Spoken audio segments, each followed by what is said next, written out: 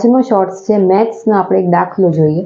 જ્યારે આવો દાખલો પૂછાય કે 50 અને 500 ની વચ્ચે બે સંખ્યા આપી હોય, એની વચ્ચે કેટલી સંખ્યા 8 વડે છે એ ભાગી શકાય, તો કેમ ખબર પડે? તો જો શું કરવાનું, જે બે સંખ્યા આપી હોય ને બેને 8 વડે ભાગી નાખવાનું. જો પહેલી શું આપી છે તો કે 50, તો એને ભાગી 8 કરો. 8 1 8, 8 2 16, 8 નો પાડો બોલો ક્યાં સુધી આવશે? 8 7 56 થઈ જશે. 8 6 48, તો 8 6 48. 50 માંથી 48 જાય તો 2.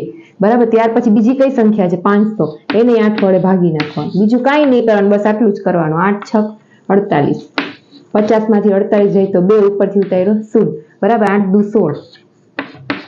20 માંથી 16 જાય તો 4. પછી આ બંને શેષ ને ભૂલી જવાની. આ જે વધ્યું ને એ બંનેની બાદબાકી કરી નાખવાની. 62 - 6 કેટલા થશે? તો કે 56. તો 56 તમારો જવાબ.